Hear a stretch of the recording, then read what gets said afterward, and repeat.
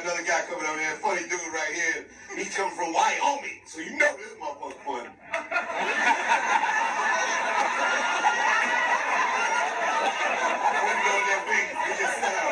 It just seemed like what I should have said.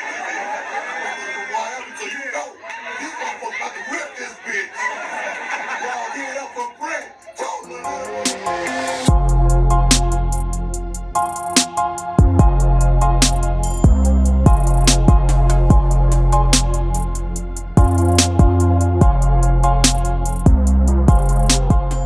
I assume it's been a little bit easier on the brain as far as having more downtime to like not only write stuff but like consume stuff as well, if that makes sense. Yeah, you know what? I wish that was true, but it's not. Really? It's awful. Well, people are like, "Have you wrote a bunch of new stuff?" And I'm like, "No, because I don't do anything. I just do the same shit every day." I can cuss, right?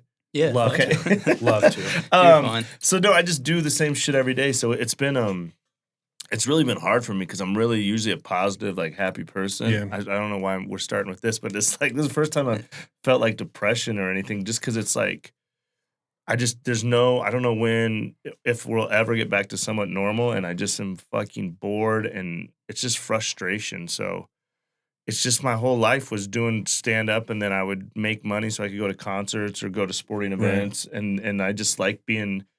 Probably the best thing about being a comedian is just hanging out with other comedians, like doing shit like this, just hanging. So to not be able to do that has been like, it's been hard. I've consumed a lot of content. The problem is it's impossible to say I've gone through all the content, but I've kind of gone. Well, yeah, through it feels everything. that way. Yeah, it feels that way For sure. So I love podcasts. I listen to a lot of podcasts. You know, that helps me. But then TV wise and stuff, it's just been tough, man. I luckily have a great girlfriend.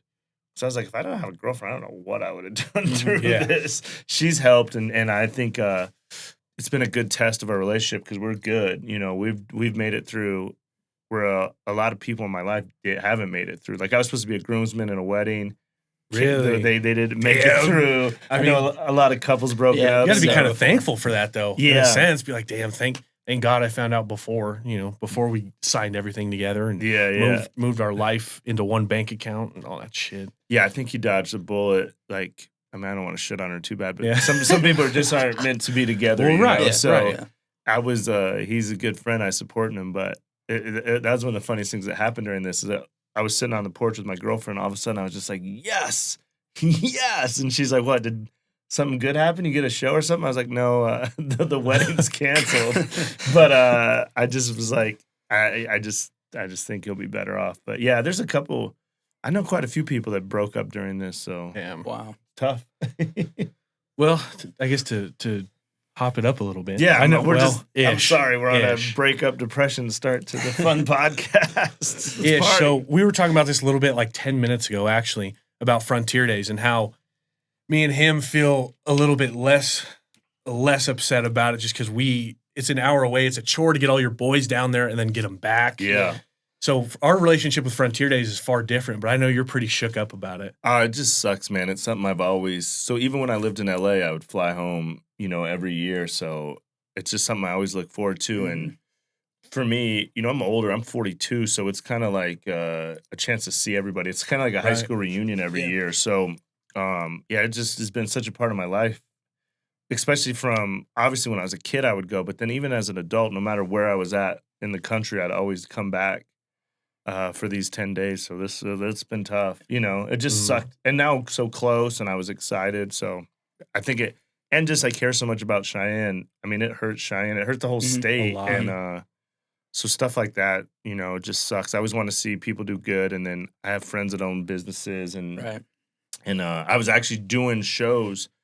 I was set to do a show at Frontier Park, I guess it was March, like maybe 2 weeks before this started. So we had kind of developed a relationship, and I was hoping to do shows with them throughout the year in their beautiful new venue. So it's just this whole thing has been shitty. It's a trip. But yeah, I see for you guys, it's a whole day to get back and forth. And, and you don't know our boys. Yeah. They're a shit show. But I assume, we're Wyoming boys. It's all the same. Yeah, that's true. That's a hell of an Uber. Has anyone taken an Uber to Cheyenne yet? We don't have Uber here. Oh yeah. True. Maybe someone from Cheyenne might take you to Wheatland. Yeah, and back. Probably a nice $150 Oh, yeah. probably. You're really counting on that. I mean, Well, next year, Garth will be here next year. It'll be better. which is crazy. I mean, that's It is. whether you love him or you don't. You can't knock the fact that he's just a giant he's the superstar. best. Mhm. You know, A giant. he's like my favorite, and I was lucky enough to meet him. I guess probably 3 years ago, and I Wow. wear a Frontier Days buckle every day with my jeans. It's not like a big obnoxious one. It's just a little like vintage one from the Uh-huh. 70s. So I got to meet him, and I asked him. I showed him my buckle, and he had on his Frontier Days buckle. I said, "Hey, will you please come back to Frontier Days?" And he told me then 125. And then I told all my friends that, and they're like, Brandt's an idiot. But now I'm just like, I Yeah. told you. Because, I mean, Garth's that dude. He's not going to Yeah. lie. So he's just such an amazing performer. And I want him to do it every night of Frontier Days and open it up and make, I know he did some like drive-in thing with the Terry Bison Ranch out there. I yeah. don't know if you know anything about that or not. I know don't. they did. Yeah, I know they're doing stuff and putting it on a screen. But Yeah, it's like like a drive-in. to see him live is like, I was so lucky for my 39th birthday.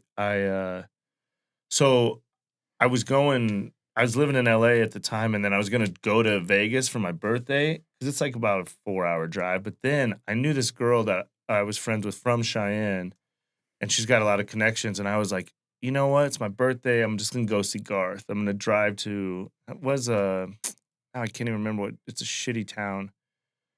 Anyway, like in Northern California, I go, it's my birthday. I'm just going to go. And I'm going to go. And she's like, do you have a ticket? I was like, no, I'm just going to sneak in. I was like, this is my birthday. Yeah. I'll just sneak in. Yeah. And then she's like, but I kind of knew that she had the hookup a lot. So I just kind of threw it out there and Right. without asking. And sure enough, I was driving up there. God, what town is, now it's going to drive me crazy. I want to, not Barstow. It's something awful. But anyway, it's like but anyway, so then I got there, craziest moment. So then I got there, and she goes, hey, when you get there, go to this door and ask for this girl. And I was like, okay. So I get to the arena, and no one's even let inside yet, and all the people are waiting. I just walk by all these people not really knowing what I'm doing, and I get to the door, and there's this big black lady security guard sees me coming. She's like waiting to deal with me. Oh, and I'm yeah. like, She's itching. this is not good. And then I get there, and then right when I get there, the person I was meeting opens the door, and then I was like, hey, are you Shelby? I think her name was Shelby. And she's like, yeah. And then she turns to the security guard, and she's like, he's with Garth. And I was like, holy shit. Oh boy. I'm with Garth. So I was like, holy. So then we go in, and she gives me a ticket. She goes, hey, I got to do this ticket. Don't, if anybody asks, just don't say anything. So then I was in the front row, but then the whole front row was just girls. So then security guards just kept coming over to me because I think they purposely put all girls in the front row. Right. So security guards just kept coming over to me. I was like, dude, what are you doing? And then I would show them the ticket, and they'd be like, this doesn't make any sense. But I was like, What is going I on? got my ticket. So That's then I got crazy. it was so cool, man. And it was the best way to spend my birthday. It's just like I was right there. I could touch his boots and stuff. And he was saying it's like he knew it was my birthday, and he's saying Beaches of Cheyenne right in front of me. Oh Like shit. a drunk moron. I'm just crying, Oh, yeah. filming myself. I had to delete them all because they were so embarrassing. But I was like, it's my birthday. Oh man. But yeah, he's the best. And I think it's crazy how just sweet and nice he was when I met him. And then so I watched him. And so one of my best friends is Jimmy Kimmel's little sister. Yeah. She's a very funny comedian. We've Jill, been friends. right? Yeah, Jill Yeah. Kimmel. She's really great comedian and just one of my closest friends. So a lot of times when Jimmy's doing cool stuff, I get to go and just be like a little kid from Wyoming, just shocked out of my mind, just sitting there like, this is so cool. So thanks to Jill, I got to meet him and hang out and watch him because he did the whole week at Jimmy, like set in with the band. So we just got to go there and hang out. And she's a huge Garth fan too. So it's friends in low places got me man. to meet Garth. So it was just so Unbelievable. cool. That's crazy. But so I'm excited for him to come to Frontier Days, and Yep. it'll be awesome. And they talk about maybe getting George Strait too. So we'll see. I mean, Get all you the thought that legends to Florida come Georgia back. Line set a record. Post Malone set a and record. Posty said it. Yeah, put George Strait in there and see what happens. I mean, the whole state would show up. Yeah. Coming yeah. off and off year too, it's gonna be big. Yeah, just do Post and Garth and George. They each do 3 Oh, nights, God. and let's just shut it down. Yeah, shut down Cheyenne for the rest of the year. Because Everybody just Post stay was home so after that. good. He was incredible. Did you go? Yeah, I yeah. assume you went. Yeah, and he and it was funny. A lot of people were talking shit about like, oh, we don't want that in our city. cowboy thing, and he put on an incredible show and Yeah. sold so many tickets. And I just sometimes people, I'm like, I love Wyoming. I'm so proud of being from here. But then sometimes I'm like, hey, we're allowed to grow and Yeah. explore new Right. things, you know? God like, forbid. you're allowed to leave Cheyenne and try sushi and stuff and try real Yeah. world. Right. So I will say, I mean, for what it's worth, I think you're the undisputed champ of sneaking into somewhere. Yeah. It's fucking unbelievable to me. It's all over the place, like some prestigious ass places. College Yeah. football national championship's one of them. Yeah, I mean, college football national championship, NCAA basketball national championship. The biggest one probably was game 1 of the Stanley Cup Finals when it was in Vegas, and the Knights were like the biggest ticket in town. Yeah, Bronco games. I mean, it's easy. It's not that hard. But here's the thing: it's easy. Like one person, maybe two. Oh yeah. The problem is sometimes like, hey, you're the sneak in guy. There's like 7 of us. Let's go. I was like, no, it's not. Yeah, it's not gonna work. You don't sneak in like that. But yeah, it's you know what? It's become a lot easier with the phone. Really? Everything's phone tickets. So there's a little room for error. You know what I mean? I could be like, hey, this is right, because they have season tickets, and so I know at the Bronco Stadium, it's all phones. There's no paper tickets, no nothing. Yeah. So to me, that seems like impenetrable at some point. So I'd love to hear this. It's the easiest now because, well, first of all, because that's part of the reason I moved back. I'm a diehard Bronco fan, want to go to every game. And then I remember, so I had tickets to the first game, one of the first games. Then when I was up there, and they were zapping it, and mine worked, but then they were talking. They're like, we have a problem with these Ticketmaster tickets. So then throughout the rest of the year, I'd be like, then they'd be like, where'd you get your ticket? I'd be like, Ticketmaster. And then there was a little wiggle room. But like for me, like one of the moves I'd do there is like, I'll have my friends, like let's say you go in and then you send me a ticket. Then I get up there and they're like, it's already zapped. And I'm like, oh, really? I go, my friend just sent it to me. I go, well, maybe there's a party of 8. Let's say, and then maybe he just zapped them all. They're all on his phone. So I go, let me have him come here because one of them, and then by a lot of times you just create chaos, and and they don't really care about their jobs, and they're also just like don't want you in the way talking to them. Yeah. Right, or they'll just be like, a lot of times, like we snuck into a Cody Johnson in Vegas not too long ago, and I like to get up there and create chaos, and then I'm like, hey, I have a ticket, because the fact you have a ticket, then you're like, But then you just have like a personal one-on-one. You got to win that person. That's it. Yeah. And then a lot of times they'll be like, hey, or I'll show it, and then they'll go, hey, and then it won't work. I'll go, all right, let me call my buddy. Maybe he sent me one that already got zapped. I'll wait here for him. And then they're like, okay, but then I'm right there. So then we're feet apart. Mm. And then if they just let down their guard for a second, I'm gone. But it's not like they're going to be like, somebody go get that guy. Yeah, they're just like 30,000 people. Yeah. There. So it's like and once you realize it's like a harmless crime, you know, people are like, are you going to get in trouble? I'm like, it's more just like a cat and mouse game, me versus them.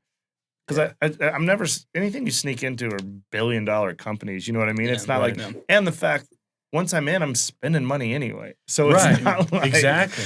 It's like, you buy a $10 beer. Yeah, once I get in there, I'm so happy. I'll probably buy 6 $10 beers that they may pay 12 cents for a cup. So unbelievable. it's like sometimes people are like, are you scared to get in trouble? I'm like, trouble for what? They're not. They're letting criminals out of jail right now that killed people and stuff because they don't have room. You think they're going to be like, oh, this kid snuck in the Bronco game in the second quarter. Let's make sure he's in jail till Thanksgiving. I'm like, the times I get caught, I just go to the other side of the stadium, you know. Yep. And then the rare cases when I can't get in, then I just go to a bar and go, well, you guys won this time. Right. And, I win 9 out of 10, and then sometimes you just have to go, well, you got me. You got me. Sometimes you got me. That's so crazy. Incredible. But I'm hoping now it's funny is some of like my fans will try to sneak into stuff using my tricks to my shows. Right. Which is dumb because I'll always hook my friends and fans up with like, if I can always give free tickets, I always will. But now I think sometimes my buddy Rick, he made a laminate and did all this stuff and then he got into a show. Level. And I was like, that's awesome, dude. I love it. It's fun. So maybe someone will sneak into Casper tonight. We'll see. Yeah, I love Ryan Sickler, first of all. He's the best. So all the Crab Feast stuff with him and Jay Larson, all those stories about you sneaking into shit, just blows my mind. Well, it's funny because I love that show so much. And then I was always like, I gotta go it's a podcast world. I was like, I can't be boring. I gotta go. You know? Gotta bring it If all we'll out. do this podcast, I'll come back in like a month or two. We'll do it again. But in the meantime, I'm like, well, I gotta do some shit it's for my Gotta have job. some stories, It's a podcast world. It's like I tell my girlfriend, she's like, why are you doing that? I was like, yeah, I do it for the pod, babe. Yeah. It's a content world. We want to just be lame all the time. That's not how we build a fan base. But yeah, those guys are so cool, and I mean, I miss that podcast so much. It sucks, but they having me on, and because I'm sure you know the story, but I was just a fan. I mean, I'm to the same point with Rogan now. I mean, obviously the dream is to do Rogan, and I'm kind of just based on what I did with the Crab Feast, just like be a well. The thing with the Crab Feast, I just said, hey, if you have a cancellation or last minute, I'm there no matter what. Right. So then when I was driving up here yesterday, I was thinking about that, like. I'm crafting my pitch to Rogan, and then I was putting that in, and then I was also like, nobody's gonna bail out a Rogan. It's life changing. Yeah. Because I really think I was telling my girlfriend, I said, if I did Rogan, and then he like pushed the book a little bit, and he has 5 million people downloading it like a week, if like let's say like 0.05% bought my book, I could buy a house. Yeah. I could buy if 50,000, even if they just buy it off of Amazon or Audible, I get like $5 for everyone.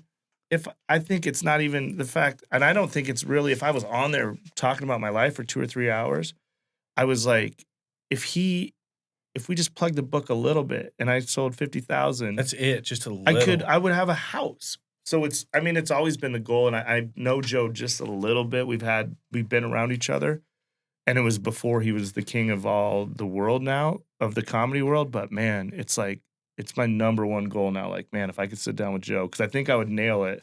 But I'm like, it'd be like hitting the lottery, which is crazy. Yeah. See, that's just insane to me. Yeah. I mean, thinking about it, like initially when you said you were down to do this, thank you again, by the way. Of course, thanks for But having me. all I was thinking, the first thing I said to Chris was, Brandt Tobler. Okay. Good friends with Jeff Dye. Love Jeff Dye. Yeah. Jeff Dye was just on Theo Vaughn's podcast. Theo's in the Joe Rogan circle. Yeah, We're like 3 steps away. Yeah, So, you guys are close, man. I mean, dude, if you were on Rogan, that'd be it'd change your whole life. Craziest goal. He just does it so big. And I mean, doing the other ones, like, it's crazy. People are always like, you should do Segura's podcast. I was like, man, I've done it like 3 times just before he was the biggest comic. Right. But I've done Bert's, I've done Ari's. I mean, and that's the kind of thing I'll pitch to Joe is like, and Joe's a comic, and like, he really is an advocate. yeah. And there's dudes he likes, and I think he, like, there's guys I just doesn't, like, I think he just doesn't like Jeff Dye. They just are 2 different kind of dudes. Sure. And Jeff said that to me because every comedian now, it's, in the old days, like if you got on Carson, that was a thing. Mm-hmm. But if I tell people now, if I could do Conan, The Tonight Show, whatever, Seth Meyers, the British Corden dude, and have an hour special on Comedy Central, or do Rogan, I'd say I'd do Rogan in a second. in a heartbeat. In You a bet. second. Because that's how you build fans. I mean, you guys know how it is with the podcast. People get to know you. It's a different, everything's changed. Brendan Schaub is just an example of what happens when Joe Rogan likes you. It's the Rogan effect. I say this is what I always tell people. If you do Rogan once, you'll get a big spike. You probably pick up 20,000 fans. You do Rogan Instantly. twice, you're selling a lot of tickets, you're feeling it financially. You do Rogan 3 times, he changed your life. Mm-hmm. I mean, he's made the Rogan tree from Ari to Hinchcliffe to Joey to Tom to Bert to Duncan to all those guys. Ryan Redband. To Redband, Theo, Schaub, anybody. If he touches you, he's like, Just gold. and I think he knows that because I talked about it a long time ago with Bert. I was like, man, or we were just talking about Rogan, but he's like, or someone was going to ask, he's like, I see people like tweet at Joe sometimes, and I'm like, that ain't going to work. No. That's like pathetic. Like he can have anyone in the world. I was listening to him on the way up with Post Malone, and he's like, I want to have an alien on. When we find aliens, I'd like to get an alien on JRE. And I was like, you could probably fucking do Yeah, it. if anybody, No, you're the no. guy. So who knows, man? Hopefully it'll happen and I can come back on and we can be like, remember when we talked about this? Yep. And now it happened. So, So you go on Rogan, let's say, what's, I guess, the number one story? I don't know what I would hope Rogan would listen to my book and then he would I assume he direct would. it, He's that but, guy. Rogan, it's a thing like, I don't know. I can't speak for Rogan, but the stuff about trying to kill my dad and stuff I think I would like to go on there and talk like the gambling stories, because I don't think he really knows a lot about gambling. But then like, I think sometimes Rogan, I don't know if he'd be intrigued by like bad shit, like when I robbed Dillard's and all that. I think he'd be like, dude, you know, who doesn't like that stories is rich people, because they're like, once you're rich, you're like, why do you rob people? It's like, but you weren't rich at one time. Dillard's is like the dollar store for Joe Rogan at this point. So I don't know. I would just try to. It's so weird because I've been really thinking about it. I would just try to get on there, and because I've been listening to, the podcast for a while, and then a lot of times I'll just be like, wonder how I'd answer that, or I would wonder. Yeah, but then he's intimidating because he goes into stuff. I'm stupid. Yeah, but I think he likes that because Post said that a couple times. He goes, I just don't know anything, and that's kind of my strategy. And that's the thing about Joe Rogan though, is he'll sit down with someone like that and still make it entertaining for 3 hours, even if they're not, Neil deGrasse Tyson. Yeah, or right. Well, part of my pitch is like, because I've never done a drug, and then part of me is like, I would do it on Rogan for the first time, do shrooms or like smoke. Well, maybe not smoke weed, but take an edible. But then I'm like, I'd like that to be my second appearance, which is crazy me talking about a second appearance. And I can't even get one. No, I get it. I don't know how I'll react to taking drugs. So then if I get on Rogan and say a bunch of crazy shit, I'll get canceled the second I pop. They'll just be like, oh, that was a good episode, and he's an awful person. Because I've done some bad shit in my life. Like, all these guys are getting in trouble. Like I've never raped a girl or anything, but I mean, I'm older, so there's times when I sent like dick. There's stuff. It was a different time, you know? And I'm always thankful. I'm like, I didn't do anything that I'm ashamed of, but I definitely did shit back then that was more acceptable that isn't now. And that's what I hate about when people get in trouble. Like, so right now we're just creating content. I'm just trying to be entertaining. We're trying to make you guys laugh.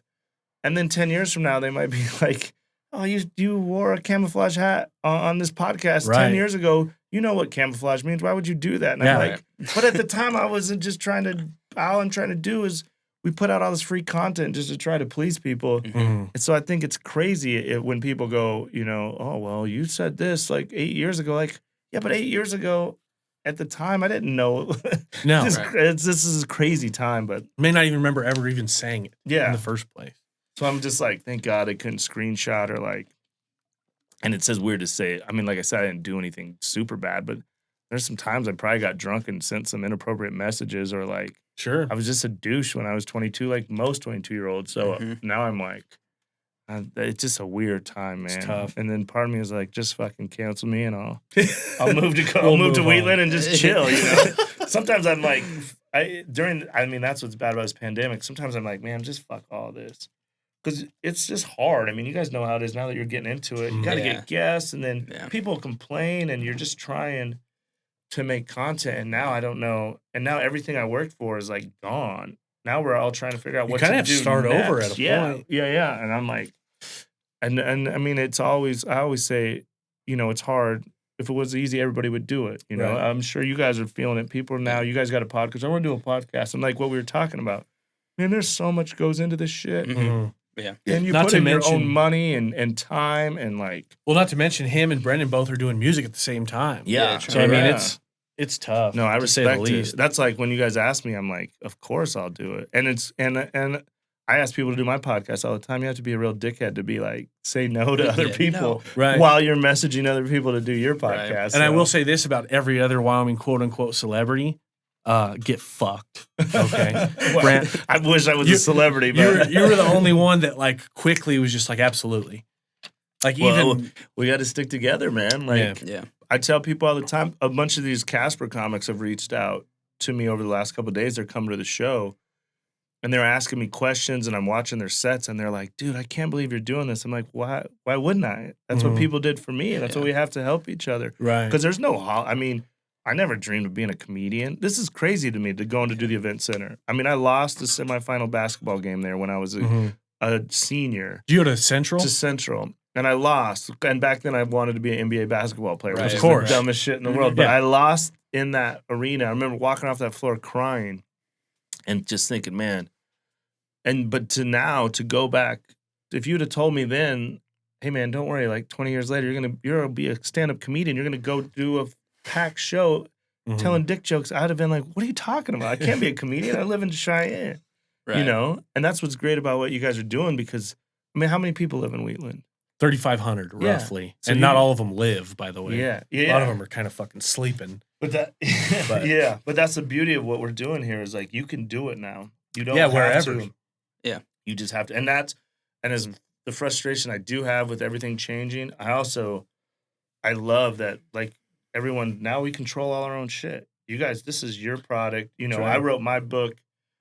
I wanted to get it published, but then I didn't, and I'm glad I didn't because I control I want to all ask of you it. about that because Yeah. it's Lions Park Publishing or Yeah, something. Lions Park Press. What's the deal with that? That's just my neighborhood in Cheyenne. So that's the Well, I know part- that's the part. I mean, Oh, no, I that's just live in what I- Cheyenne. I'm just asking where that came from. Like, oh no, that's is just, that you or who? No, who that's just technically me. published That's it? just You? me. That's what so I sick. named my publishing company.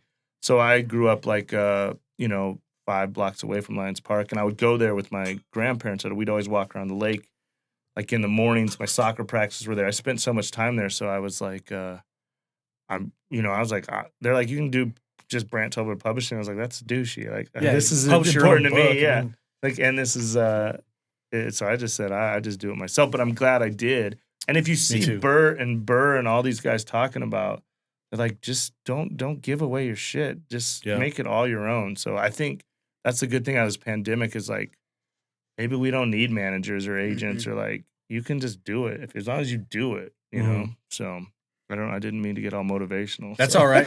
So keep going. I'm You glad guys- you keep talking about the book because I read it. I think about once through and then listened to I don't know about 2 hours of it again. Brendan listened to it, but he didn't. So I wanted to specifically ask you to tell some stories. Just I guess Yeah. because Just for they're me. going to be fresh to him. Well, yeah, I mean, yeah. So I whatever you mean want. the big bad, you trying to kill your dad. I guess is a good way to lead off. yeah, we can. Yeah, start. you mentioned that, and I was like, Yeah. So, I grew up in Cheyenne, and then my father, I had a bad dad. He was a drug dealer. He'd go to prison a lot. So he wasn't around a lot. And then later, so I didn't talk to him. He disappeared when I was like 11 or 12. And then he came back into my life when I was 20. I moved to Phoenix to go to college because I was going to make it to the NBA for Right. sure. But I didn't make the team or whatever. Who cares? It doesn't matter. But then my dad got out of jail, and then I moved to Vegas to like reconnect with him.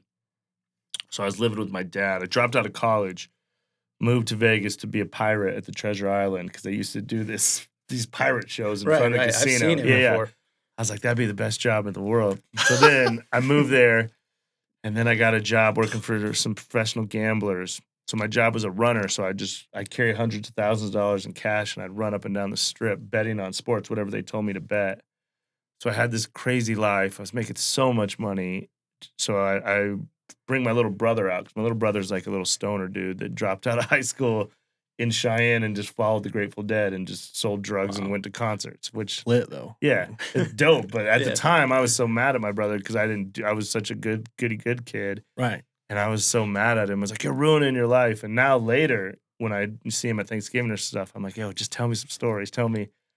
So it's funny like that. So anyway, I'm crushing it. My brother lives in Portland, so I tell my brother to move to Vegas.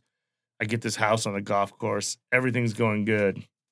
So my dad's on parole, so he can't do any drugs or anything.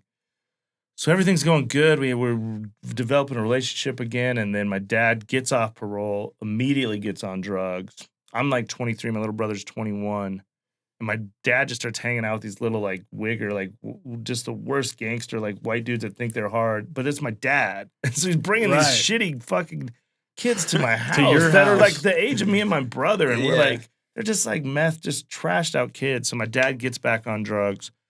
I could feel everything starting to go bad. And then, so for my job, I'd have to wake up at like 7:30 in the morning on Saturdays and then go bet college football all day long. And then wake up on Sunday and do it again for the pros. So on this Saturday, I work my ass off, and I come home, I was exhausted. So I told my dad, yo, I'm going to bed. You come down tomorrow, I'll get you VIP everything. Because I bet so much money I could get anything. So I could have set my dad up with a private booth, food, drinks, everything comped. So I go to bed, and then I'm sleeping, and then my brother comes home, and then he wakes me up, and my little brother had saved up like $350 to fly to Portland to see his girlfriend graduate college.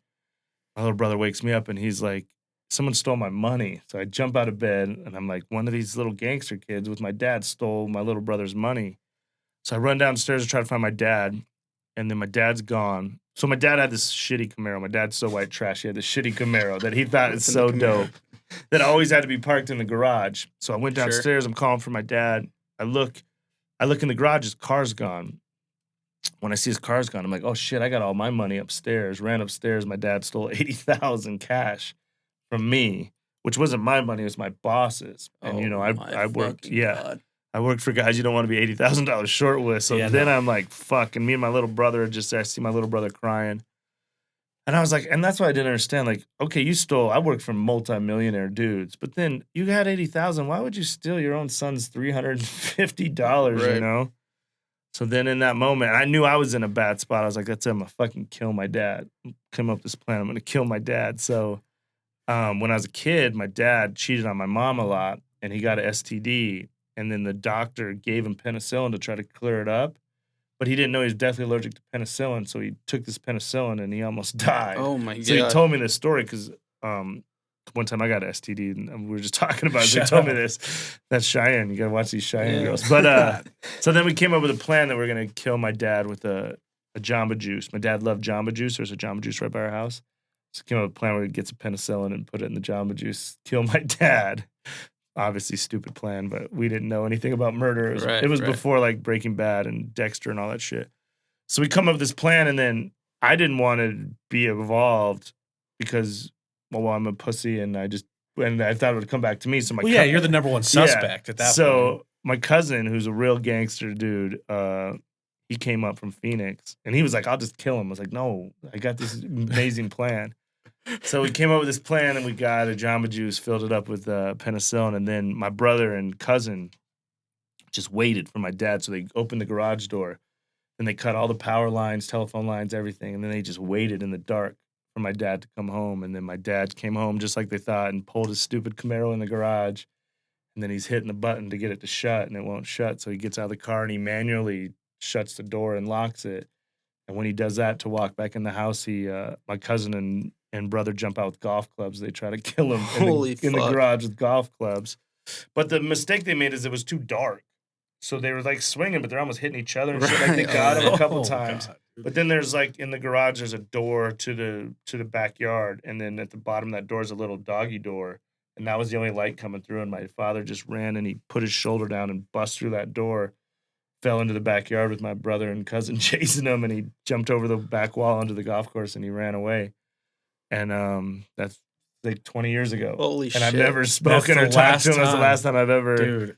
So he's gone. I mean, I don't know where he's at, but he's gone. So, yeah, it was a little wild. Fuck him, huh? Yeah. Jesus There's way more to the Christ. story that's in the book and stuff, but it'll take me a longer. Yeah. And it's on Comedy Central if you want. You can watch, there's on YouTube. This is not happening. Just put in Brandt Tobler, Kill My Dad story. Yep. But yeah, so he's gone from my life, and it's crazy because I have an awesome girlfriend right now, and we're actually, I think I'm gonna propose at some point. Damn. I hope she doesn't. Well, I think she knows it's kind of coming, but we're going to. I'm just gonna get rid of the Tobler name for good. We're going to change because her dad also was in prison and died of like a meth overdose, so we have that like in common. Our dads weren't that great, so and on the Tobler side, it's just. Me and my little brother are the only men left, and I don't know if my brother's gonna have kids, but I'm like, we're just gonna get rid of Tobler. Yeah. I'm gonna change. We're gonna change our name. I think to Blake. I'll be Brandt Blake and Shire Blake. I mean, I'll still keep it as like a stage name, but that's how I think it's like. Why Blake? So Blake Street. Yeah, Blake Street. So when I moved to Denver, and a very good friend of mine I grew up with in Cheyenne. He so I needed to get out of LA. A lot of shit was happening. I go to Cheyenne, and I'm hanging out in Cheyenne, just having a drink. And this kid I've known forever, he's a friend, but we haven't been in close. I was in LA, he was here, but I was like, yeah, I moved to Denver, and he's like, dude, I have a loft if you just want to crash there for a little bit. And he's like, it's pretty shitty, but whatever. And I was like, all right, man, thanks. I need it because I was broke. I was transitioning. I didn't know what I was gonna do. And this dude, he gave me a loft. Like a fucking $1 million loft across the street from Coors Field. I could walk out and throw a ball. And it's a beautiful loft. And he let me live there for 2 years for free. Didn't charge me $1. It's the most incredible loft I ever had. Like, so it's right there on Blake where all the bars are, and it's tucked up in there. You'd never know it's there. And so it was crazy because part of that time I was single, and I would bring these girls home. Oh, and they would be like, you'd have to go through this back stairwell, and they're like, "Are you gonna kill me?" And then I would open up the door to this because it's all hardwood floor, barn doors, just the coolest fucking loft. And I'd open up that door, it would be a wrap. So anyway, eventually I took my now girlfriend there, and you know, I can't imagine what the rent would have been if he would have, you know, he probably saved me $100,000 because I'm telling you, this is the most beautiful loft. And so, and he never charged me $1 for any of it and just let me hold it down until he sold it. So when I have a kid, I'll name my son Will after him. And then since it was Blake Street was our first kiss, we're like, you know what, we'll just William Blake. So that's my tribute to him. I could never repay him for, you know, everything he did because I just had to get out of LA and I was just in this weird point of my life and he made it. I would have got to Denver and had to have roommates and like struggled. And so I can never thank him enough for like, you know, and that's that Wyoming connection like that we talk about. It's like, we just knew each other and he didn't even hesitate. He's like, yo, I got this loft and it's just you. And I was like, and all my comedian friends everyone was so mad because they would walk in and I mean, I just can't even do it justice how dope this place was. So I gotta just live there. So what a fuck up. So yeah, we'll probably change it to Blake. And so I'm trying to figure out how to propose. Like, I don't know. You're too clever for your own good. Yeah. I want to do something close to where it all started, but so we'll see. But there'll be no more Tobler, which is good for the world. Well, congrats, man. That's well, dope. thanks, man. Well, Good she has for to you, say man. yes, but we'll see. Yeah. Well, let's hope. So yeah, it's been a crazy ride to get me back here, but and now I'm back. I don't know if I'll ever. I mean, I love Denver. Denver's great, and then you know, people. That's the crazy thing about LA. I always talk about how great Cheyenne is, and then my LA friends will be like, "Oh, I got to go to Cheyenne." I was like, "Well, I don't know. It's not gonna be the same for like you. it, it's different." So it's. Yeah. I can't really be a comedian in Cheyenne, but this is great for me because now I can get to Cheyenne. Like last night, I spent in Cheyenne with my friends, and then I can still be a comedian. And Denver has like the best comedy scene. Yeah, in the comedy country. works there. Yeah. Are you like? Do you do like a residency there, or what? Or you just there's like a pro list that you get on, and then so I was lucky enough to get on the pro list. There's probably 20 people on it. So then. It's awesome. So then every week, you know, we just sign up on Tuesday. You put when you're available, and it's really competitive. So sometimes you know, there's just so many good comics in Denver. It's hard, but I'm fortunate I get enough shows and a lot of shows, and then it's crazy because it's the best comics in the world. You know, I get to open for Segura and Chappelle comes, and I mean Dave Attell. This last year, I got to open for all my heroes, which is the craziest thing. Insane. Yeah, and it's crazy because. I always say this too, like in comedy, or they always say you don't want to meet your heroes, but man, these comics, the bigger the comic, the cooler. I mean, Chappelle couldn't be a cooler dude. Yeah, he just did something out in Ohio, like just hanging out in the middle of nowhere, trying to get like Kevin Hart to go out there. Oh, well, so that's when I met Chappelle. I have a crazy Chappelle story like that. I was doing shows. So I was doing shows in Dayton, Ohio. And you know, as a comedian, it pays shitty, but then they do a thing called a door deal. Like if you sell enough tickets, you get like a bonus. So I was broke. I had no money, and they gave me a door deal. They're like, if you sell like 200 tickets over the 5 shows, we'll give you an extra $200 or something. It's comedy. If you're dreaming of being a comedian, there's not a lot of money in it. I'll just tell you that. It's just something you do out of love. So I get to date, and I'm like, man, fuck it. I got to try to get this ticket. You know, I need an extra $200-$300 would help. The first fucking night I'm there is Alabama's playing Ohio State. In football. So I'm done. I have like 4 gay dudes come to the show. That's it. That's the whole crowd. So I have to do a show. And they were great audience members. Luckily, they just didn't like football. It's just, I mean, I guess the only reason I say the gay part is they're the only people in Ohio that don't give a shit about that stupid football team. Right.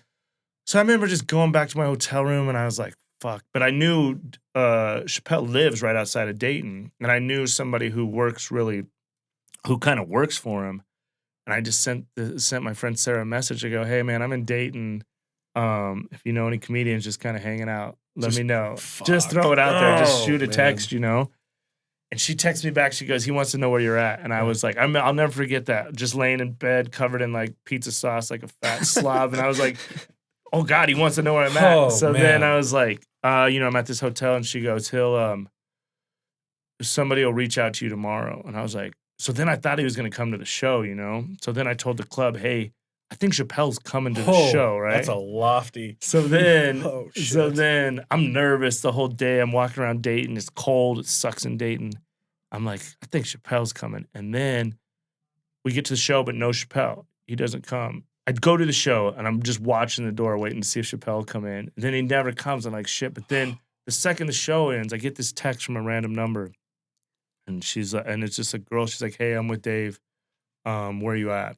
I was like, okay. She goes, meet me on the street corner. I was like, cool. Oh, my So I walk God. down the street and I get to the street corner. And then she's like, she's super sweet. She's like, hey, I'll take you to Dave. Come on. And I had lost my ID I went and perform for the troops in Greece, Italy, Turkey. Incredible trip. I lost my ID over there like an idiot. So I didn't have an ID. And at the time, I was probably like 37.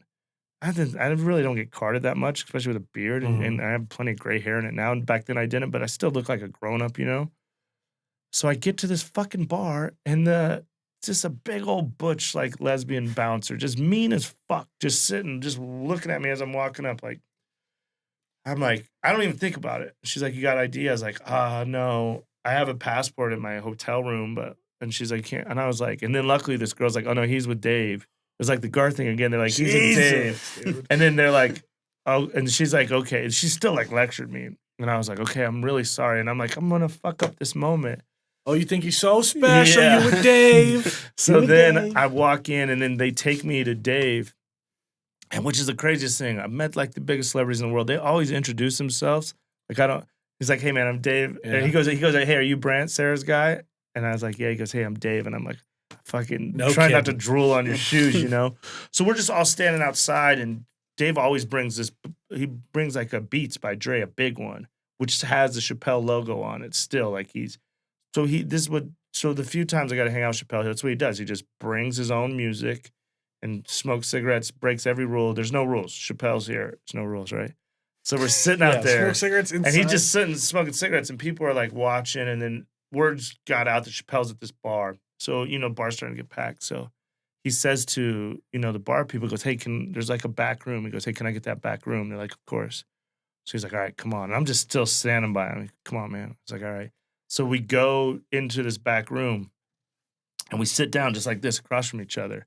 We just start talking comedy, like fucking, he's like, oh, you're at you're here? It's like, yeah, they still put you at that hotel. We're just talking like two comics. And I remember thinking, man, this is fucking so crazy. And I wore like the coolest shoes I had, just tried to look so dope. Yeah. But I remember I'm sitting there talking to him like this. And then, so like they let like 40 people come in this private room. And so at one point we're talking, I look up, and they're all just watching me talk to him, which was crazy. Cause I heard Jay-Z, I listened to a Jay-Z interview one time when he was talking about fame. He goes, when you're famous, it's like you're a zoo animal. Like, you'll be doing your shit, and then people are just sitting there watching. I never felt that. So I'm talking to Dave, and I look up, and these people, they're just watching me talk. They're not even talking to each other, they're just watching us. I was like, this shit is crazy, right? So then, we ordered drinks, and of course, at the end of the night, they're like, hey, last call.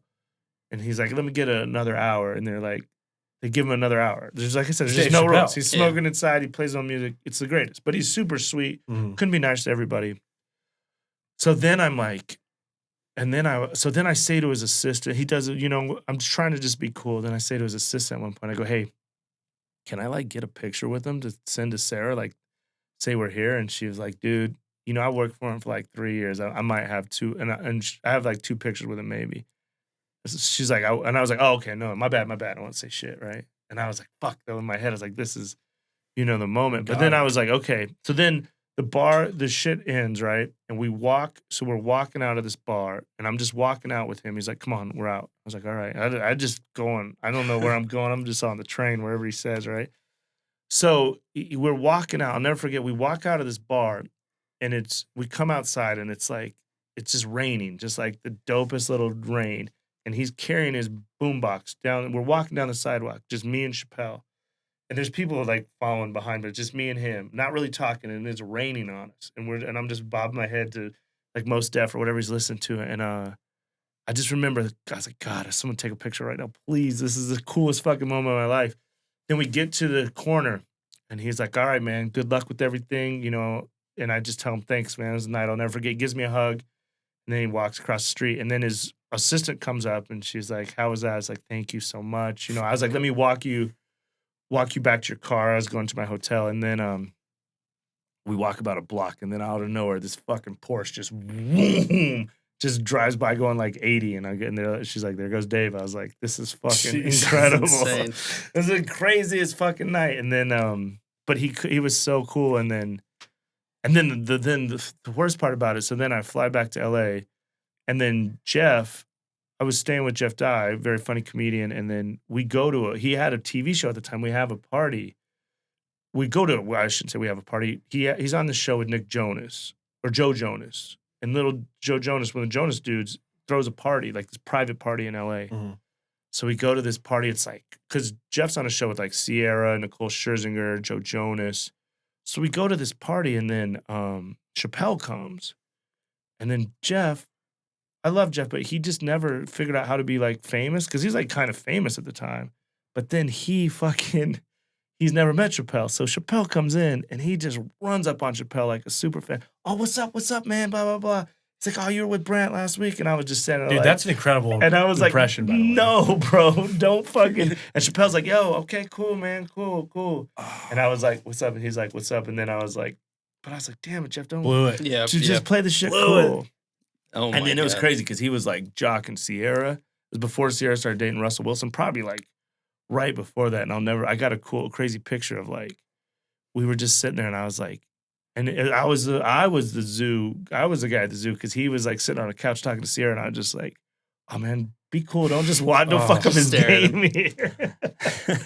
This shit was crazy, man. But it was that was like the first time I really felt like what Crazy Hollywood was. Like Joe Jonas just had this dope house, and then he just like had a DJ come, and then they brought in this food, and a dude was rolling cigars, and I was just like, those are the Wyoming moments. I'm like, man, Yeah. wow, I'm a long I way have from no the business being 307, here, man. yeah, I holy just try to be shit. cool. But, you know, the good thing about LA is, like, the worse you dress, sometimes the cooler people think you are, you know? So, like, I just always kick it in, like, sweat shorts and, like, Right. a hat I love the and shirts. statement you're trying to Yeah. make. Yeah. But I wasn't, at the time, this is how I roll. Because, like, my first night, like my first day in Hollywood, I went to this party at Dane Cook's house. He had a big old party, but no one knew who I was, and I had a big beard. So and is this like Dane Cook after the straight up and then plummet? Yeah, there was kind of like, but he was cool. But he has this incredible house. It wasn't the height of Dane Mania, but we went, but Dane doesn't drink or anything. So all these fucking nerds are just hanging out, and nobody was drinking. But I was like, I'm a Wyoming dude.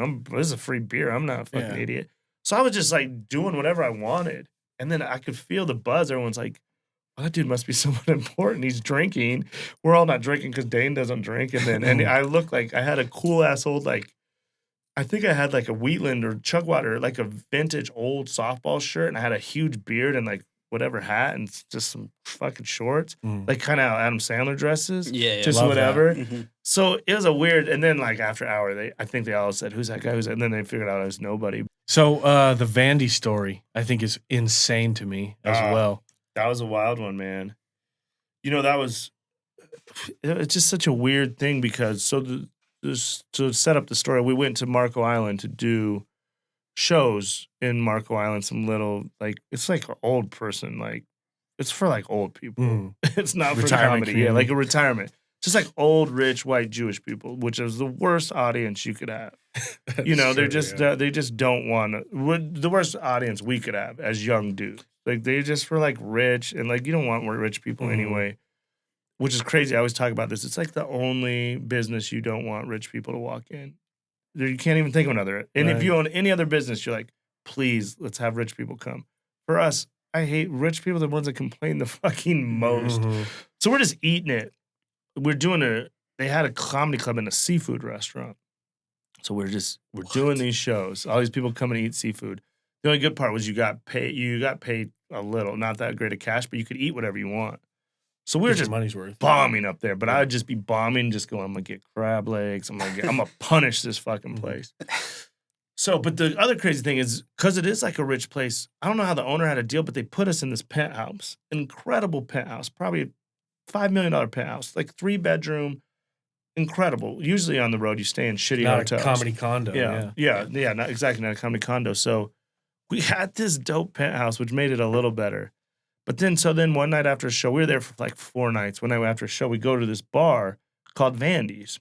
And I had beef with Vanderjack anyway, because one of the first big bets I ever made was for the Colts to make it to the Super Bowl, win the Super Bowl. And then he choked this kick against the Steelers. Yeah, just wide right. And I mean, in hindsight, it wasn't his fault, but he was so cocky about kicking. Yeah. I was like, you motherfucker. So we go to this bar. I'm like, yo, what's up? Was this Mike Vanderjack's bar? They're like, yeah. I was like, oh, I got to talk to this dude. I just was going to tell him the story about, hey, man, you cost me like a lot of money, which he would hate it. Yeah. I'm glad I didn't tell him that. But I was like, yo, where's Vanderjack at? They're like, he doesn't really come around because he was coaching little kid football, and one of those little kids was heckling him, calling him wide right from that kick he missed. So he I don't know if he just smushed a kid's face or hit him or something, but he got in trouble for roughing up a kid.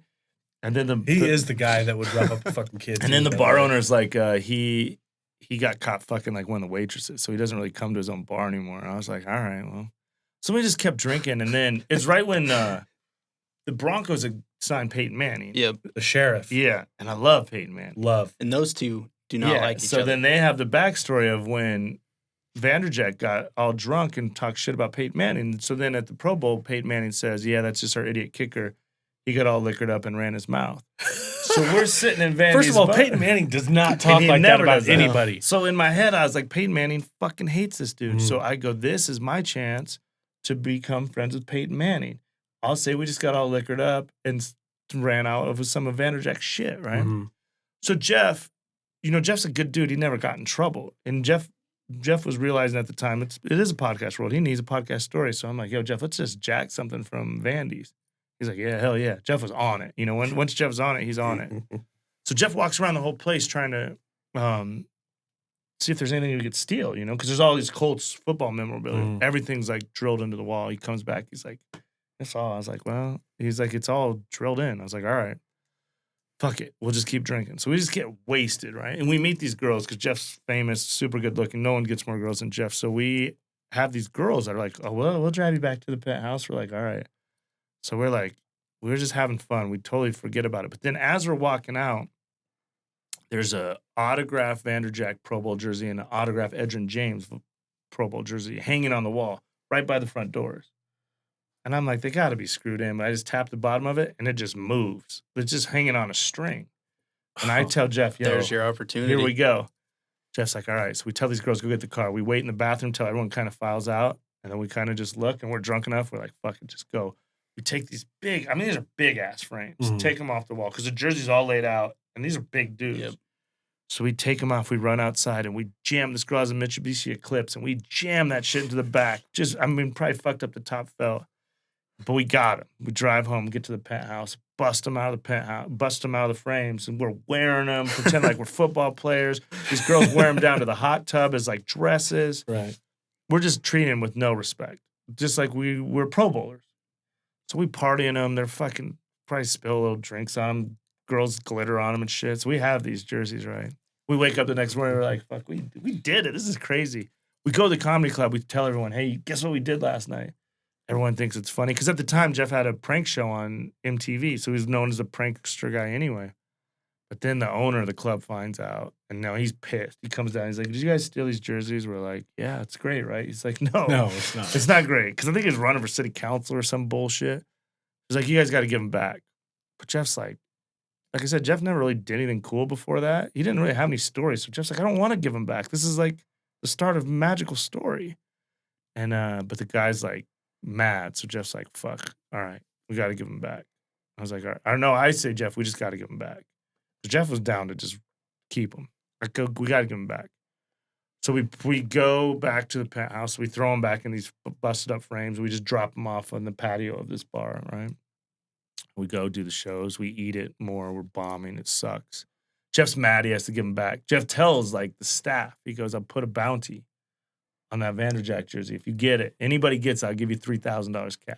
Holy shit. So the staff is like, oh shit, we should. I might just steal the shit. But then the owner's still mad at us, and I think he cut down our crab legs or some bullshit. I just remember we were in trouble, right? So then we do the shows, we eat it some more. Then the last night, we really eat it. Sunday night in fucking Marco Island sucks. So we bomb. We're like, we gotta go get drunk, try to find some girls, do something. So we go to a couple bars, they're all dead. We're like, where's everybody at? They're like, everyone's at Vandy's. It's Vanderjack's birthday. I was like, oh, let's go to Vandy's. Like, you can't go to Vandy's. They're like, well, we don't care. We're done with shows. Right. Fuck this place. We never want to come back again. Fuck that dude. We're going to Vandy's. So the staff's like, all right. They take us to Vanderjack's. We get there. We're like, yo, where's Vanderjack at? Like, he already left. We're like, fuck. So we just start drinking. We're like, whatever. Then we get drunk. And then I say to Jeff, I go, dude, you're going to be gangsters if we stole his jerseys, brought him back, then stole him again on his birthday. And Jeff's like, here's our story. Jeff's down, So Jeff walks around. He's looking for him because they're not hanging up anymore. So he goes and looks, and then I go. We take turns leaving the bar, trying to be sneaky, go back in these back rooms. I find like this conference room, and it's dark, and I go in there, and I look, and like behind this table, the two frames are sitting there. I'm like, oh. I just reach in the frame. I grab the Vanderjack, put it up my back, and then there's a door that goes outside, but I didn't know if the fire alarm would go off or whatnot. And I just said, fuck it. Here we go. And then I just hit it and I went, but nothing, right? So then I go across the street. I text Jeff, hey man, come outside. He's like, what? Where you at? Come outside. I got girls. And Jeff loves girls. So he's like, all right. He comes outside. I'm across the street. He goes, what's the fucking girls? I just pull it out, hand it to him. He's like, oh, you got it. So we got it. And then we go back to the penthouse. Now Jeff had to fly to New York at like 5 a.m. the next day to film his TV show. And then I was just going to hang out there for a day or two and then meet him in North Carolina because we had shows there. So I was just going to stay in this penthouse, just squat, just chill, And then the next morning, we wake up, Jeff's out. I get a call at like 10 from one of the employees of the comedy club. They're like, yo, where you at? The police are looking for you. They're like, you got to get off the island. I was like, fuck it. So then I had my friend from Naples come pick me up and like sneak me off the island, which I'm sure it wasn't that aggressive, but we just were scared. So then we start getting messages from Vanderjack. He's like, yo, he's such a douche. He's like, hey, this is Vandy. Just so you know, I watched the videotapes. You guys think you're slick, but I got it all on tape. Like, bring me back my jerseys. And we're like, fuck it, man. Who cares? And then we sent an article to Deadspin. We're like, oh, this will get us some press. Mm-hmm. But then the Deadspin guy didn't write it that good, and everyone's like, oh, these guys are fucking douches. So that kind of backfired. Yeah. So then they're like, and we are. I mean, we were douches. We just stole shit from the bar. It was a very douchey move. Even as much as douche he was, I'm not going to say we were angel. We did doing the Lord's work. So we were douches for stealing them. I think we didn't realize how douchey we were until the article came out. And the comment section on the internet is like, oh, these guys are fucking losers. And we're like, oh, this isn't as fun as we thought it was. But then Vandy's like, yo, give us the jersey back. We're like, I said, Jeff, fuck this dude. What are they going to do, extradite us from L.A.? Fuck him. Let's go to L.A. We'll hang it in your house. We have an autographed game-worn Pro Bowl jersey. Oh, God. The only one, too. Yeah. And then, so then we go on with our lives, but then the lawyers get involved. And then his lawyers start calling our like managers and Jeff's lawyers and agents.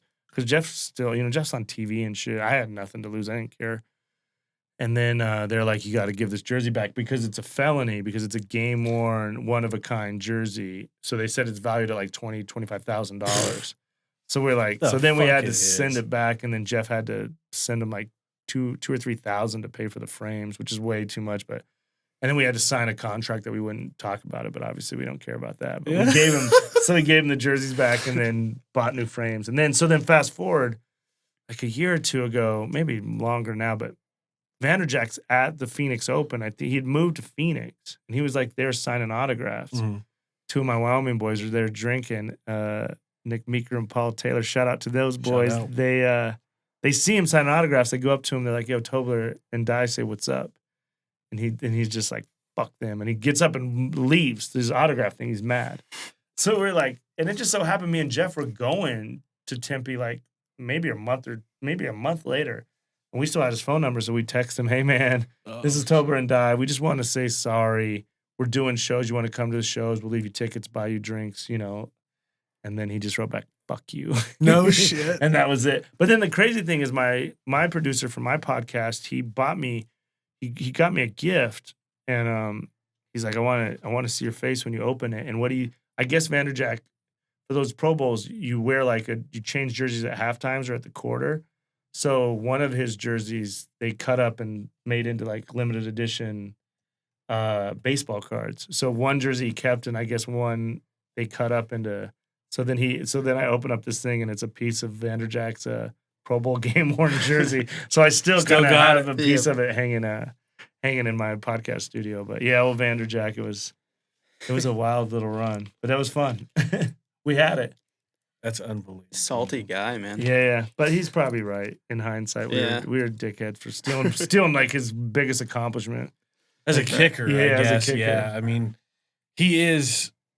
I mean, probably top 3 greatest kickers of all he's time good. statistically, but He just wasn't there when I what needed an him. asshole. No. But yeah, maybe we'll make up one day. Vandy, if you watch this or listen, I'm sorry. Let's be friends. Oh, God. Let's just be friends. Your podcast studio, is that just like in your house? You set a little office in there? So it's probably about as big as this. Well, no, you guys have better height on your ceilings, but it's about this size. And then luckily my girlfriend is just so supportive, and we had a second bedroom, and I was like, hey, I want to make a studio. And then she did it, which thank God I had it because I was able to produce content during this. Mm-hmm. You know, it's again, not to get too motivational, but it was definitely a lesson that I just bet on myself. At the time, I didn't have the money. I just did like payments for microphone, soundboard, everything. And then I paid it off like probably in January. And then this shit hit and everybody was scrambling. And I was like, I'm already here. Yeah. I put out content every day because I said, fuck it. I'm going to believe in myself. I'm going to spend the money and build my studio. So it's been great, man. It just, it's been, you guys know how it is. It's just great you can go be creative. And for me, I'm extra lucky because sometimes I'll be laying up on the couch with my little puppy and I'll be like, man, I got to work and let's go. And I just walk downstairs and work. So it's been fortunate. You had a bunch of crazy shit hanging in there. Oh yeah. I guess what do you think's your most prized piece hanging in there? Man, I got my fake college degree from Wyoming I'm very proud of that I have. That's dope. How'd I you was just score telling that? someone about that too. So like this was years ago, but it's probably still the same. But I knew this girl who, just like a friend I grew up with, her job was to write the names on the degrees, but they give her a few extra if they fuck up. Right. So then she made one for me and with my name, so it's like the same as everybody else in Wyoming has. But Nice, dude. I just don't have the transcript. So Right. I always say I think I got my college degree from Wyoming for like I think I bought her a big bottle of Captain Morgan and took her to Applebee's and gave her some shitty sex. The and, Laramie Applebee's. Yeah, and I got a college degree for it. So it's hanging on my wall. So I'm proud of that one because it's a funny story. And, Yeah, that's awesome. And in the old days, I dated this girl in Vegas, and her dad and brother were very successful, but they didn't go to college either. And then she graduated college, and she'd always be like, I have a college degree. You three idiots don't. I was like, I have one. And I'd bring it over.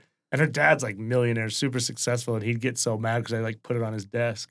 He just fucking launched. I was like, it's my college degree. I worked hard for that. Careful. So yeah, it's funny. I have that hanging up. I have, a bunch of show posters. I have a ticket from Imperial Palace when I threw a roulette ball and I got arrested. I'm trying to think what else is up there. That's one of my favorite stories too. Yeah. That's unbelievable. Yeah, man, I used to be a bad kid. Did you ever spend much time in Laramie? No, I did, but I hated it because my girlfriends were always cheating on me with fucking football players. They Right. just wanted those And yellow that sweat. and that fuckface from Dawson's Creek. Yeah, Josh Jackson came and fucked my girlfriend. But you know what I hated? I didn't like Laramie. Did you guys like Laramie? Did you guys both go there or no? He went to Laramie. I went to school there. It was all right. I like it more now. Mhm. As I didn't like it there because I was out of town. I was living in Phoenix and Vegas, and then I dated two separate girls in Laramie, and I had cheated on them a bunch going before they got to Laramie I was older than them. I was like a senior when they were sophomores in Cheyenne, so I deserved it. I was like a douche to them. Then they got to college, and then they were hot. One Yep. was a cheerleader, and one just an awesome girl. So they were just living their college experience. So I was like out in Vegas, like, fuck, my girlfriend's not home. And so I just didn't like Laramie. And then, so I just stayed away from it for a long time. But then like a couple years ago, I dated a girl that lived in Laramie, and then I went, and it's like cool. And my little sister lived in Laramie for a long time. My little sister had an apartment right above 3rd Street. Oh, prime So location. yeah. So I'd go to 3rd Street a lot because the girl I was dating was a bartender there, and then and now I've gone, and it's pretty cool. Yeah, A couple it's like fun. there's some decent restaurants, a couple cool little like vintage antique. Oh, well, I go to that big Bart's, the big antique store, or like a big flea market store. Yeah. I always yeah. I always try to find cool Wyoming stuff, like vintage stuff. So Laramie's grown on me now, and when I go to football games, now I'm like an adult, and now you can drink at the game. Mhm. So That's Yeah, next it's a lot level. of fun. yeah, but for a while I was like, man, screw Laramie. I'm not going there. I had too many heartache memories, but now I've made some fun memories. So it's a cool little spot. Yeah, it was fun for sure, but after leaving, you look back on it and Yeah. you're like, yeah. Where's your favorite bar there? I don't know, probably like Roxy's or something like that. They kind of turned it into more of like a club.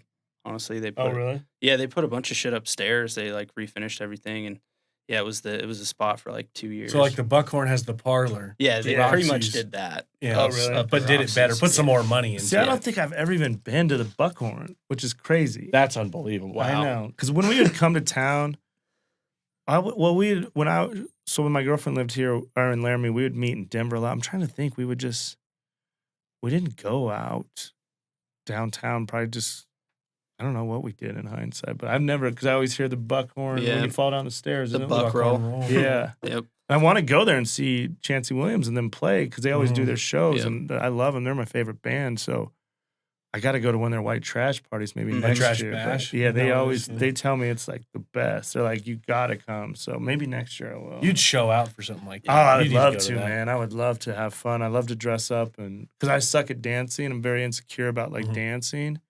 But if I'm in a costume or I'm drunk, then I'll just let Absolutely. loose. But if I'm not drunk, I'll be like, God, and it's so untrue because no one gives a shit what I'm doing. But in my head, I'm like, everyone's watching me and they're making fun of how shitty a dancer I am. But if I'm drunk or if I'm in a costume, I feel like, and then I still dance shitty. I just don't care about it. Put a costume on. It's Yeah. like that kid in Big Daddy puts his sunglasses on, Yeah. thinks he's invisible. Yeah, Very similar. that's how I am, man. It's like singing or dancing or anything. I'm just like the way most people are worried about like public speaking. I'm not worried about that. But dancing, like just thinking about marrying my girlfriend is like, God, that first dance is like what I dread. I always tell her, you should just get one of your gay friends that are really good dancers to just go out there and have that moment. Because my Just cut it girlfriend, up. she was like a ballroom dancer for a while. She won all really? these contests and shit. So she's gonna kill it. And I'm like, I'm gonna just butcher it. So I gotta practice. I should be working on that before I propose for sure. But that sounds like the perfect party for me. Dress up and get drunk and I could dance the night away with them boys. Yeah, absolutely. Doing the I'll have swing to do it. dancing. Yeah, I know. I don't know. I need to learn that. My cousin's really good at that. They didn't teach you that in Cheyenne? You know what? We did it in PE Yep. way back, but I wasn't paying attention. There's two different kinds of people that live in this state: people that can swing dance and people that can't. Yeah.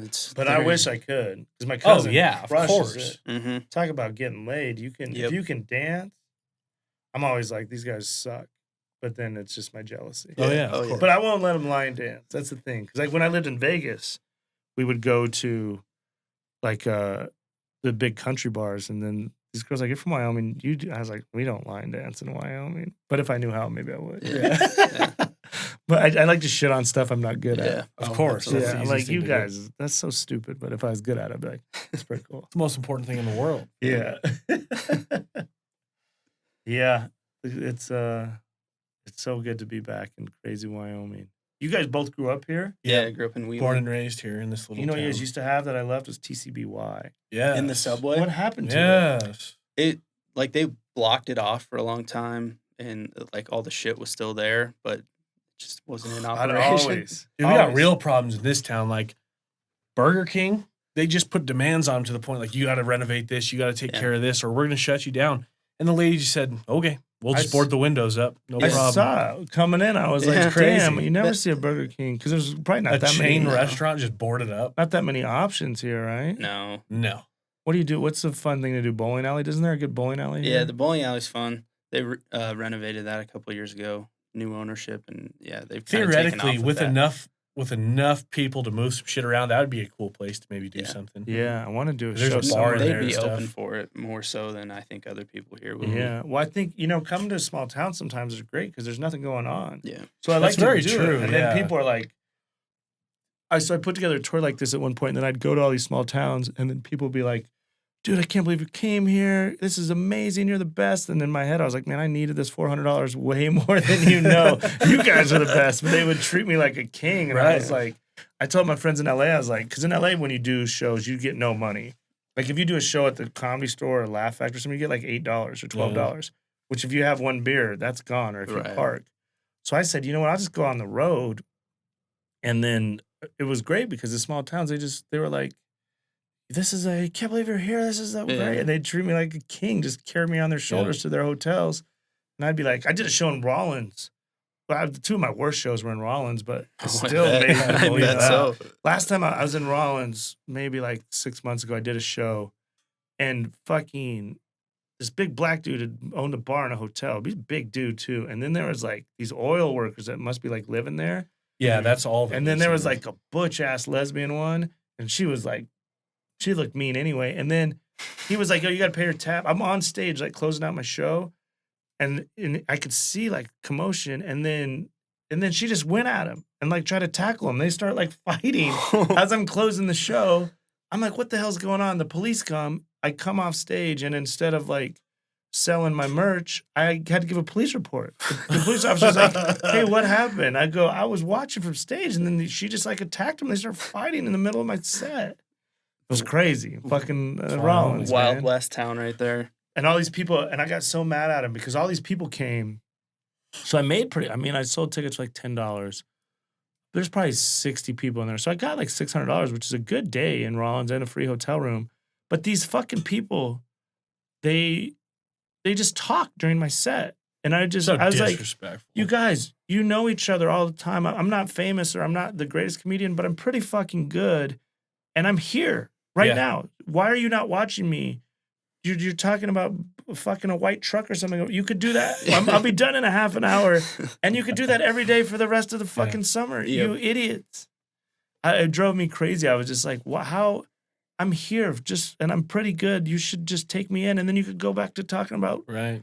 But they were just fucking drunk idiots. The other time I went there was, they didn't know we were going to do a show. I get there. The dude's like, "You're doing a show?" I was like, "Yeah." But you need the money, you know? Mm-hmm. So the guy's like, "All right." There's no stage or anything. He brings me like a fucking Janet Jackson headphone, like a secretary. Oh, God. But the battery sucks. And he's just like, "Here, go. Make it work." And so I just had to walk around and just do it because I needed to. And I brought an opener who hadn't been doing it much. So he was supposed to do like 20, 25. I was going to do like 45. He's like, he was scared. I go, "Just do the best you can. Do whatever you can, and then I'll do the rest." And he got to about 3 minutes, and I saw him. I was like, "I got you." Then I just had to get through it. But I was like, I'm just walking around the bar telling jokes, but then the mic's cutting out. And I was like, I said, "Rollins, you're the worst city." It's the worst, man. Rollins is worst. It is. It is and then I had another bad show like that in Evanston. The same thing happened where it's like it's that side of the state. People, and I was like, "You guys," I go, "You know what?" I said, "This is what I need you to do. I love Wyoming. I'm so proud of being from Wyoming. All you fucking idiots in here, just claim Utah from now on. You're close. It's like it's right there. right there. Just throw a rock over. Just stop. You're not one of. Just I don't want you anymore. Just." And then they love it. Then they loved it when I just talk shit to them. I was like, the same thing happened. I was in a back room of a bar. I was like, "Well, how are you guys not paying attention to me?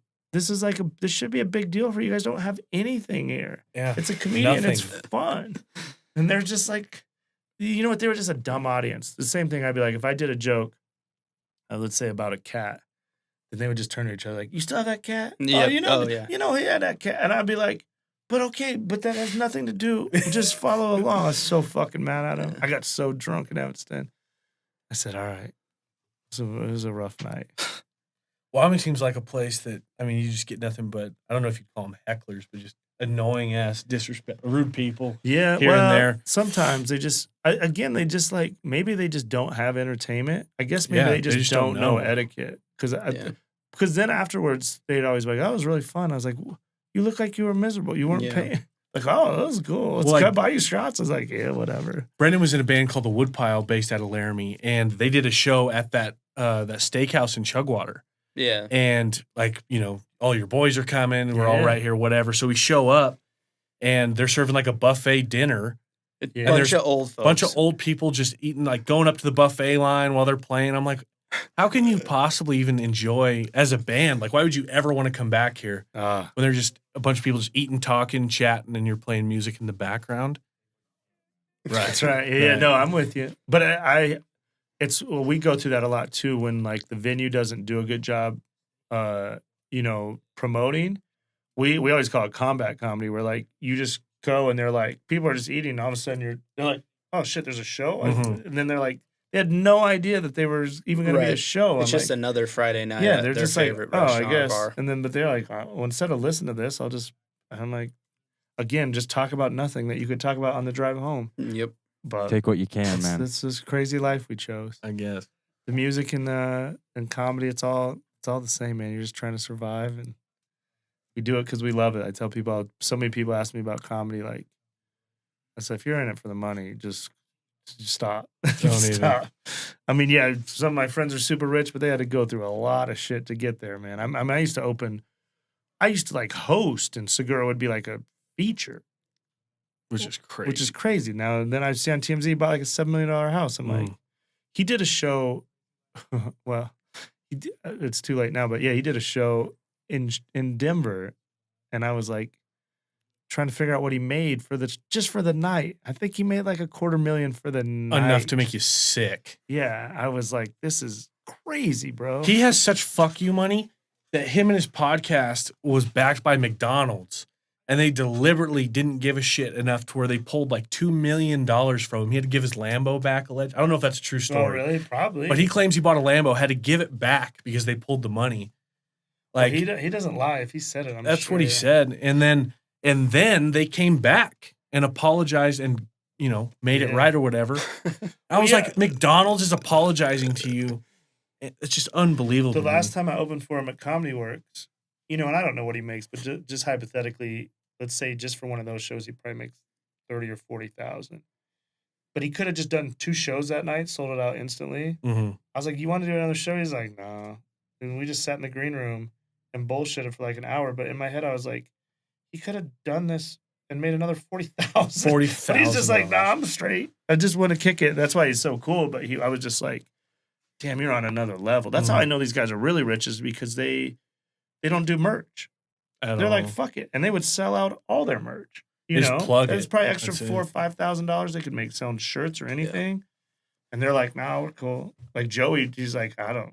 They just want to sit in the green room and relax. And He's one of my favorites. He's that's great. the thing. They are all just the coolest dudes, man. But it's crazy the kind of. I mean, that's what we're all going for. But that's the Rogan bump. I mean, that all. Unbelievable. It all goes back to and just he decides he wants to move to Texas, and so everybody else decides, I guess we'll move to Texas because Joe's moving. Like, why Texas? Austin? Sales tax Yeah, as well. Okay. I think the tax on that Spotify. But I mean, LA's, there's just so many people. Because he was in Colorado before that. I wish he would just come Yeah. back. Mm-hmm. When they were saying that, I was like, God, if you move back to Denver, that would fucking change all our lives. Because then I could just get on by default. Then Right. sometimes, I want to tell him, I'll fucking walk to Austin. You put me on that show. I'll fucking eat my shoe. Yeah. I mean, While doing mushrooms. Yeah. unbelievable. Yeah. It's a crazy world we're in. This podcast is changing the whole world. We got $200 million. It's crazy. For nothing. Like, didn't give up Yeah. anything at all. Nothing Yeah. for him changes, period. No, they had to pick up the money or have it delivered. Jamie to just Austin. uploads it a little differently. Yeah. That's it. Well, and Jamie's going with them. Of course. I know. That dude's stupid rich, probably, too. I would I assume. know. I'm curious. That's what's crazy. It's just so different. When people were telling me what he made before all this, I was like, they were saying he was getting like $16,000 for an ad read. Like for 45 seconds of just reading fucking shit. Not to mention, he hasn't even put it like on the actual YouTube version. It's just on like the audio only version. Yeah, it's next level, man. I'm happy for him. Insane. He was cool the few times I've been around him. He was a really cool dude. He was just short. I was surprised how little he was. Yeah. Like one time I got to go to the fights with Doug Benson. He would always leave tickets for comics. And he was like, we were leaving the fights and he's like, we're going to dinner if you guys want to go. But if you get lost in the shuffle, you're out. He said, because all the fans and people. Oh God. So we came out of the arena and he just put his head down and fucking. And me and Doug Benson are like, if we're gonna eat this, keep up. And then luckily we did. But then it's another thing when you're like around rich people, you're like, is he gonna pay for all this shit or what? Yeah. Because then you're in a nice Like, restaurant I in don't this private know. room and you're like, you want to order something good, everyone's eating good, but then you're also like, man, this is 40% of my net worth Yeah. if I have to pick up what I'm about to order. Let's get the chicken tenders, man. Yeah. But then you're like, when you do that the first couple times and then they pick it up and you're like, God, and then your friend's like, dude, why didn't you? I remember I got to go to dinner with Russell Wilson one time Oh, whoa. after he beat after the Super Bowl. Did you give him shit? Please tell me. you Yeah, gave him yeah, shit. he's Okay. cool, super cool dude. But he, so then Jeff was doing that show with Sierra, and then they started dating, and Jeff's a diehard Seahawks fan. That hurts. So we gotta go to sit in Russell's box for a game, and then after the game, I mean Russell does everything right. So you go to the best steakhouse in downtown Seattle, and then after every game they save this private room for him. So then after the game, we go to the place, and everyone knows he's coming, so it's crazy. So and they won. He played great, and they won. Probably just electric. So there. dope. He walks in and just gets like a standing ovation. And he walks by everybody and shakes a few hands and waves and goes into this back room. King So we in get- Seattle. Yeah, King. And we get to his back room and there's like 2 tables of like for 20, right? And then this is like some of his boys. Like that table is like fucking bigwigs. Like the head of like Alaska Airlines, all these like important people. And then we were at this fuck around table, right? At the kids' table. But yeah, but yeah. I've been there. I've been in this situation enough, and I'm still mad what he did to me in the Super Bowl. And the other good thing he did is like he came in just dressed dope, and he did one of the dopest things. He goes, "Hey, first of all, he just commands the room. Hey, thank you guys for coming. I appreciate it. It means a lot to me. Just gives an incredible speech." And then he goes, "And I'm so glad you're here. If you want to do pictures, let's just do it all right now. I'm just gonna stand here. You give it to my assistant." Take one on my phone, one on yours. Let's bang this out so we can all just relax and enjoy, which I thought was dope. So then everybody came up Yeah. and then, got to talk to him. We took a picture, tell him thank you. And he's like, great, enjoy yourself, get a meal. And then at that point I knew, I was like, oh, fuck this. This is payback. So then I found the best steak in the fucking world. It was like, I think it was like $220 or something. Like, I'll take that with a Coors Light, and it's on. But he don't phase him That's at all. nothing. But he nailed. I mean, he just was so. And then Sierra was somewhere else. So then we had this incredible meal. Then he had Sierra on FaceTime, which was kind of cool. And then he did at the end. He's like, he did everything right. And then he's like, all right, I got to get out of here. I got to rest up for next week. And then he just stood by the door, and everybody filed out. And he said, thank you for coming, and gave us hugs. And I was Damn. like, this dude is fucking. He knew exactly what that was the best. So I've had dinner with 3 Super Bowl MVPs, and that one's great. But the even doper one is one time. So Jeff was on the show with Terry Bradshaw. So Terry Bradshaw's like a dad to him. So we get to go to. So we go out in Beverly Hills to dinner at some. God, I always forget what it's called. It's the most famous place where all the famous people go. But we have a table, and it's Terry Bradshaw and Henry Winkler and their wives and me and Jeff. So we sit down and we're having dinner, and Henry Winkler is like the nicest celebrity in the world. And he says to me, "Oh, you been here before?" I was like, "No, no." He's like, "I'll take care of ordering." I was like, "Okay." He's like, so we have this incredible feast, right? We're drinking, having fun. Terry Bradshaw is this incredible storyteller, and Henry Winkler has great stories. Just the sweetest man. They're going back and forth. Then out of nowhere, we're having this amazing meal, celebrities all around. Then out of nowhere, this dude just comes over to the table and he says something because it's a week before the Broncos are going to play Carolina in the Super Bowl. Mm. So this dude comes over. He goes, "Hey Terry, I was at Fox today," and I look up and it's fucking Dana White. So Oh, Dana like, shit. "What's up, Terry?" And then he says bye. And then at that moment, someone just puts their hands on my shoulders just to like lean into the table and say, "What's up?" And I go like that, and it's fucking Aaron Rodgers, just like we. And then Olivia Munn. Oh, Isn't yeah. that, or what's That's who it is, yeah. that's his girl at the time. Beautiful. And I'm just like, oh shit. He's like, "What's up?" I was like, is he just like being cool to me? Like we know each other. And I'm like, these guys, these are $1 million hands, right? So they go back and forth, and Dana's like, so then it's when I think Broncos out Super Bowl 50, so all the MVPs come. So Terry and Aaron are talking about going. They're both like, I don't fucking want to go to this, but they got to walk out at halftime or whatever. So they're just mutual Super Bowl MVP respect, all that. And What a super boys cool. club to Yeah. be in. So I'm just sitting there in the moment, just chilling, and then dessert comes out, and they kind of hang out for a little bit, and everyone's just talking. I'm just taking it in. Like I'll always like, man, I'm a Wyoming kid. This is not. I never thought I'd be in fucking Beverly Hills surrounded by these people. And then so then they say their goodbyes, and everybody shakes hands, say see ya. And then Henry Winkler's sitting next to me, and he's like, he says to Terry, he's like, man, that's Aaron Rodgers, man. That's like the best quarterback. That's Aaron Rodgers. I'll be right back. So Henry Winkler goes chase down Aaron Rodgers to say what's up to him, to tell him something else, I don't know what. And then Terry's drinking. You could tell Terry's like, you know what? So then fucking Henry Winkler comes back in, and he's like, man, that Aaron Rodgers, he's so good. He's the best. And Terry Bradshaw out of nowhere just goes, Henry, let me tell you something. If he came in here and he threw his Super Bowl ring on the table, it'd bounce around a little bit. He goes, if I pulled out my Super Bowl rings and threw them on the table, it'd fuck a bunch of shit up. And I was like, oh, that was the most gangster mic drop of, yeah, he's good, but I have 4 Super Bowl rings. But that was like, and I just remember going home that night like, this. And then when I think about it, just when I said it, I was like, yeah, I've had dinner with 3 Super Bowl MVPs, which is nuts. Unbelievable. But, yeah, you never know, man. Who's the third? Well, Russell, Terry, and Aaron Rodgers. I gotcha. Fuck Russell. I wish. I need Elway. Elway's the one I'm missing. Elway's the one. I have a golf ball from John Elway he gave me at the Wyoming Open when I was a kid. And I have 2 autographed jerseys from when I met him. I'm trying to get to him in Denver, but I can't. He seems like a little bit more approachable, I guess, if you were to run into him than some. Yeah. That's for sure. Well, people are like, a lot of people say he's a dick. There's so many dick stories about him, but I had just some small interactions with him, and he was cool, but I think maybe our worlds have crossed somewhere in Denver. I mean, if he ever came to comedy, like Shanahan's came to comedy shows, some of the Broncos, Derek Wolf came. We've had Philip Lindsay, so we've had in the neighborhood. But if John came, it would be, if we ever just got somebody big like that John knows, it'd be crazy. But I just want a picture with him, really. Yeah. Because I've met him so many times, but to have a picture with him would be cool. I reached out to his son to try to get him to do a podcast with me, but really, radio silence. I'm sure he's used to people trying to use him to get to his dad his whole life. Yeah, Brock Osweiler did. I mean, that's the only reason he was ever a Denver Bronco. Yeah, no shit. Not many people know that.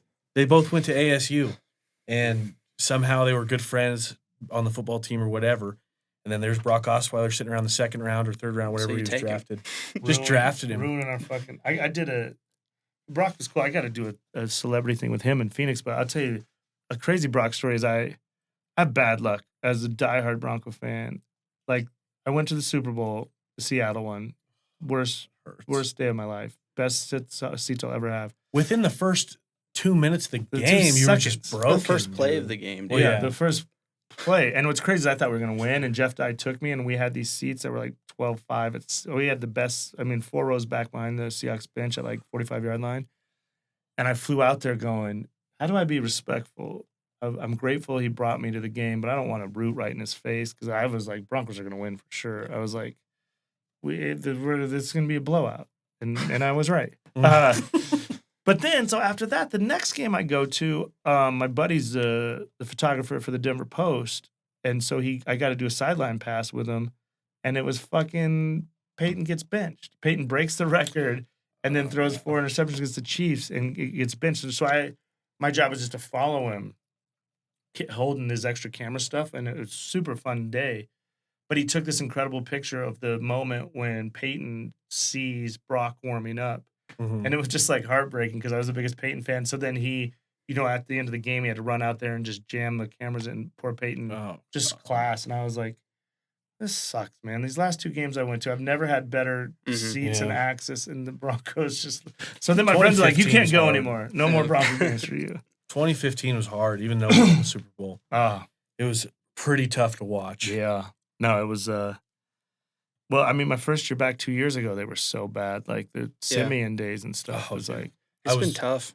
Yeah. But I'm excited now. I was standing in the stadium screaming, give me Simeon or give me death.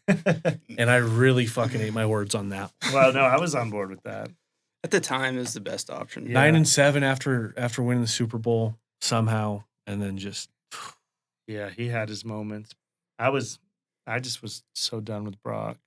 Had it. And then Lynch was awful. Paxton Lynch and Pax, I mean, I can't even remember his name. Osweiler got a couple starts because somehow he was a free agent again. Like Yeah, I 9 think months they're trying Because to later. get something Houston, out of it. Houston paid him like $50 million or like $150 million or some shit over like 4 years or something. I know, that's what I love. The defense is like, you owe us that money. Yeah, bad. Like Talib and Vaughn wouldn't, but Talib and Harrison was like, oh, you should probably give us some of that money. We got you that contract. I'm upset Yeah. with Chris Harris. I mean, I get it, but I don't at Yeah. the same time. I just hope we Yeah. have football, man. Yeah, Yeah. me too. We'll see. I think they're too big to really. I mean, it's one thing for football and basketball.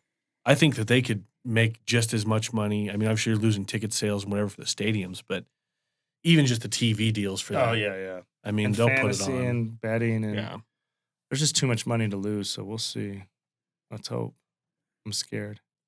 Yeah. What time you got? 2:00, about an hour and a half. All right. What do you think? Yeah. Dude, Should I'll we sit wrap here it? all day with you. Doesn't Well, I can matter. always come back, but I should probably Yeah. go do a show. Yeah, can't wait to see I it. got to do hotels and shit. Thanks so- for coming, dude. Of course, man. I mean, Thank you guys made, so much for made having the dream me. come true. No, man. So, Anytime. I'll do it anytime. So it worked out good, and I love what you guys are doing here. So Yeah. see if we can't put together a little show for you in Wheatland. yeah, let's do Yeah. it, man. Got a We'll rowdy figure bunch something here. out. I can do a rowdy bunch. Mhm. I bet we can make it work. Yeah, we'll figure out a spot. Dude, we man. can put it in here.